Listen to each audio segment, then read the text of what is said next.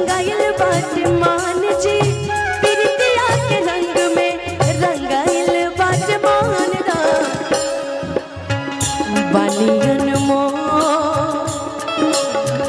बनियन मोल ए सजन जी श्रृंगार बन के आ गई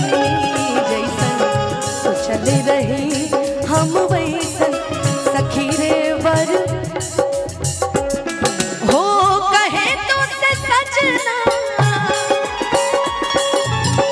कहे तो से सजना ये तो हरी सजनिया पग पग लिए जाओ तो हरी बलैया पग पग लिए जाओ तो हरी मगने अपने धुन में मगने अपने धुन में रहे मोर सैया पग पग लिए जाओ तो हरी बलैया पग पग लिए जाओ तो हरी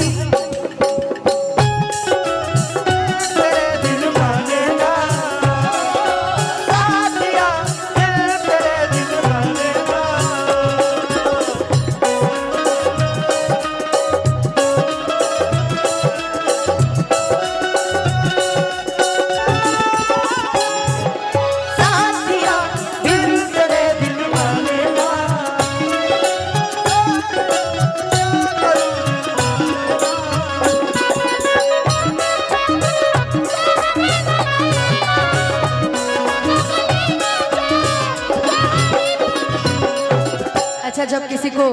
दूल्हा सुंदर मिल जाता है कभी कभी बहुत सुंदर लड़की को बहुत ठीक ठाक मिलता है लेकिन कभी कभी अच्छा एक मिनट रुको इन्हीं से पूछते हैं शादी हुआ है आपका नहीं हुआ है तब आप किसी काम के नहीं हो धन्यवाद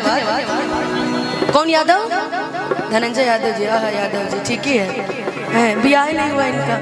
अच्छा चाचा जी आपका शादी हुआ है ना हाँ नहीं लग गया था हमको अरे अरे अरे नाती पोताला बने जाए पूजा पाठ में बैठे तैजा का करे बड़े तो मजाक नहीं कर सकत कैसे कि चाचा जी देखिए रउआ देख के पता चलता कैसे कि राउर पीछे एगो लड़का बैठल बड़े उनकर बियाह नहीं की भइल काहे कि उनकर अरे मेरी जैसी बेटी सबको देना थैंक यू अच्छा चाचा जी जैसे इनको इनकी मम्मी प्यार करती हैं तो इनके सर पे बाल है आपको मेहरारू प्यार करती है इसीलिए थोड़े थोड़े ही बच्चे हैं चाचा जी लेकिन एक जोरदार ताली बजा दीजिए इनके लिए बहुत स्वीट है और बहुत प्यारे हैं लेकिन इनकी मेहरारू तो हमको लग रहा है कि बहुत सुंदर होंगी चाची जी बहुत सुंदर होंगी है ना सुंदर हाँ भाई घरे जाके पिटाई के सुंदर तो बोलना पड़ेगा है क्या गा रहे थे हम लोग नहीं जी पग पग लिए जाऊं कि मैं जग की कोई रुको यार फीलिंग आने ही नहीं देते यार पहले बजा देते हो कि मैं जग की कोई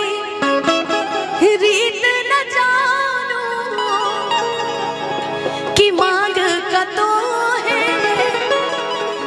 से नूर मानू कि तू ही चूड़िया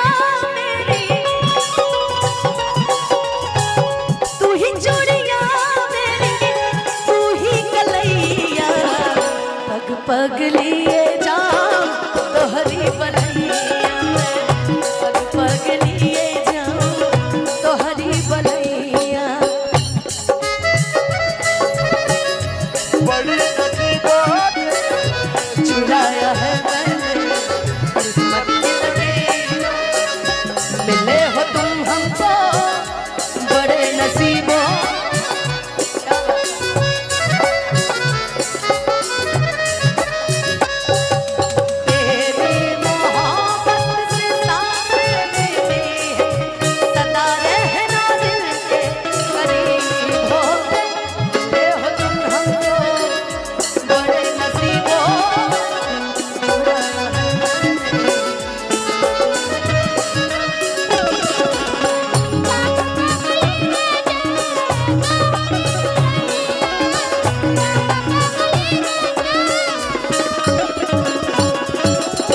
शिवानी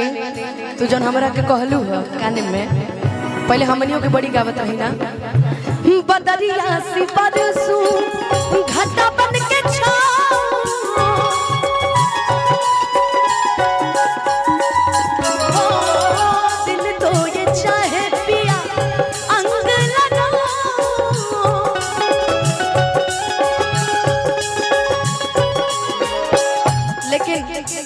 अब लेकिन कहे के पड़ी कि लाज ने गोरी मोरी, लाज ने गोरी मोरी रोके है पैया,